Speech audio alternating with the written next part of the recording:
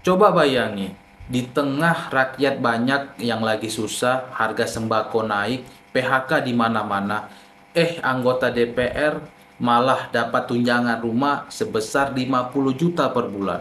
Bukan totalnya yang 50 juta. Itu cuma tunjangan rumah. Kalau digabung sama gaji dan tunjangan lain bisa tembus 100 juta sebulan. Lah ini wakil rakyat atau sultan dadakan. Kebayang nggak rumah kita aja yang ngontrak paling 1 juta sebulan udah ngos-ngosan bayarnya. Mereka tunjangan rumahnya sampai 50 juta. Waduh, kacau kali.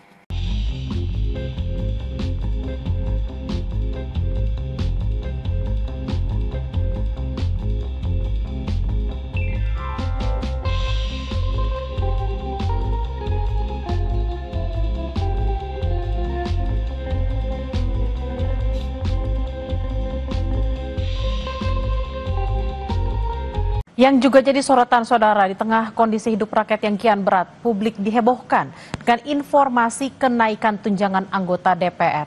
Nilainya fantastis, mulai dari simpang siur besaran tunjangan beras hingga tunjangan rumah yang mencapai puluhan juta rupiah per bulan. Masalahnya apa? Masalahnya jelas, ketidakadilan sosial. Dosen UGM Pak Subarsono bilang, kebijakan ini nggak punya sensitivitas sosial.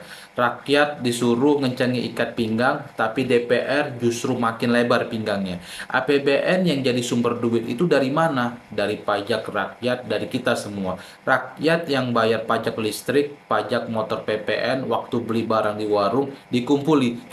Malah buat nambahin tunjangan DPR.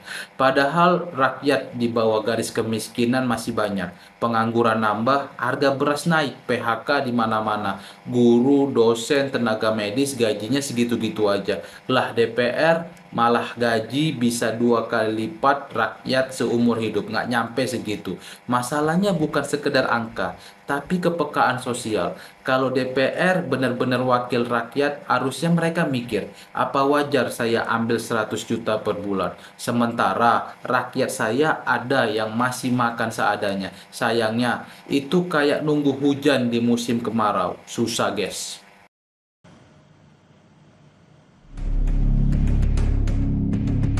Pernyataan Wakil Ketua DPR Adis Kadir soal tunjangan beras anggota Dewan menjadi kontroversi. Setelah dirinya menyebut nilainya bisa mencapai 12 juta rupiah per bulan, informasi ini membuat publik kaget dan menimbulkan anggapan bahwa anggota DPR menikmati fasilitas yang jauh di atas standar. Dari sini kita belajar, jangan cuma lihat janji manis politisi. Kita akan memperjuangkan rakyat kecil, kita akan bela petani, nelayan, buruh. Tapi begitu mereka duduk di kursi empuk, yang dibela justru dompet sendiri. Kenaikan tunjangan ini katanya buat menunjang kinerja DPR. Tapi logikanya, apakah gaji 100 juta otomatis bikin mereka rajin kerja? Enggak juga, kata Pak Subarsono, malah berpotensi bikin mereka hidup hedonisme. Value-nya sangat jelas, rakyat harus makin kritis, makin cerewet, jangan diam aja. Karena kalau diam, mereka pikir rakyat udah setuju. Ingat guys, uang negara bukan uang DPR, itu uang kita. Kalau mereka pakai buat hidup enak sementara rakyat susah, berarti ada yang salah besar. Setelah menuai sorotan, Adis kemudian meluruskan bahwa ada kekeliruan dalam pernyataannya. Adis menjelaskan, tunjangan yang diterima anggota DPR sebenarnya hanya sekitar Rp200.000 per bulan dan tidak pernah naik sejak 2010. Contoh sederhananya begini, bandingi penghasilan guru sama DPR. Guru kerja dari pagi sampai sore, ngajar anak-anak biar pintar. Gajinya mungkin 5 juta sebulan. Itu pun kalau PNS, guru honorer bisa 1 juta per bulan. Sekarang bandingi sama DPR. Gaji dan tunjangan bisa 100 juta. Itu artinya 1 bulan gaji DPR sama dengan kerja guru honorer 100 bulan alias hampir 10 tahun. Lucu nggak? Lucu sih. Tapi lebih banyak nangisnya. Belum lagi kalau kita lihat PHK. Ada buruh yang kena PHK. Dapat pesangon. Nggak seberapa. Hidup harus banting tulang. Sementara DPR kalau pensiun malah dapat uang pensiun gede.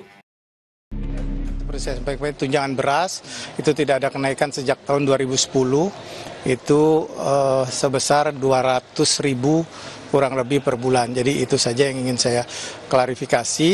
Jadi saya sampaikan tidak ada kenaikan gaji, yang ada memang hanya tunjangan perumahan yang sudah dianggarkan sejak tahun lalu, itu karena rumah dialihfungsikan oleh Sekretariat Negara. Ironi banget kan, yang katanya wakil rakyat justru makin jauh dari rakyat. Harusnya DPR itu nyambung sama penderitaan rakyat, bukan makin asik hidup mewah sendiri. Kalau logika mereka gaji gede biar kerja bagus, harusnya rakyat juga minta gaji gede dong biar semangat kerja. Tapi faktanya rakyat disuruh kerja keras dengan gaji kecil, sementara mereka kerja sedikit gaji selangit. Itu kayak suruh kita ikut lomba lari, tapi mereka pakai motor Ducati. Jelas aja mereka menang. Aduh, edan tenan guys. Kekeliruan ucapan itu menjadi simpang siur di masyarakat. Di tengah sentimen negatif publik terhadap besarnya fasilitas dan tunjangan yang diterima anggota DPR, fakta ini sekaligus menunjukkan betapa sensitifnya isu anggaran DPR di saat kondisi hidup rakyat sedang sulit. Kalau ini film komedi, judulnya bisa wakil rakyat, wakil dompet sendiri. Kalau ini game, level DPR kayak main cheat. Duit nggak habis-habis. Saya bayangi kalau anggota DPR disuruh belanja ke pasar, pedagangnya bisa bilang, "Pak, harga cabai naik loh." Terus DPR jawab, "Tenang, tunjangan rumah saya 50 juta, cabai segini mah receh." Aduh guys, ini bukan wakil rakyat tapi wakil rekening pribadi. Kita ngakak sih tapi sekaligus sedih karena rakyat sebenarnya kerja keras, malah makin jauh dari kata sejahtera. Tapi sekali lagi, stay waras ya guys, biar nggak ikut sakit kepala kita.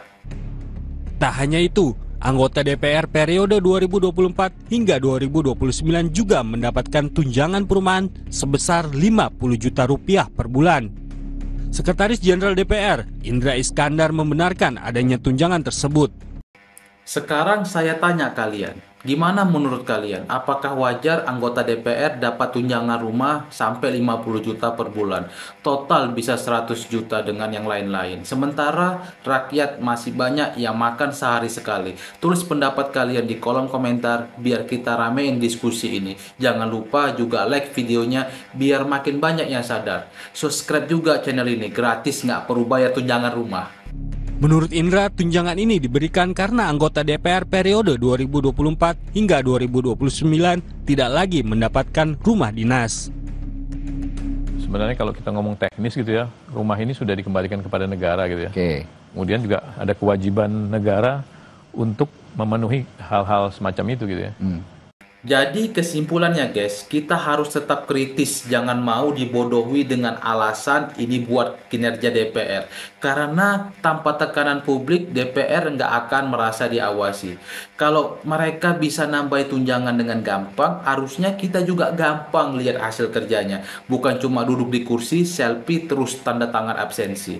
Rakyat udah cukup sabar, jangan terus diperas, jangan sampai jarak antara rakyat dan elit makin jauh. Oke guys, itu dulu reaksi kali ini. Jangan lupa like, komen, subscribe, dan share video ini. Karena semakin banyak yang nonton, semakin banyak yang sadar, semakin susah bagi pejabat untuk semena-mena. Ingat ya, edan boleh, tapi kita harus tetap stay waras. Sampai jumpa di video berikutnya. Salam waras.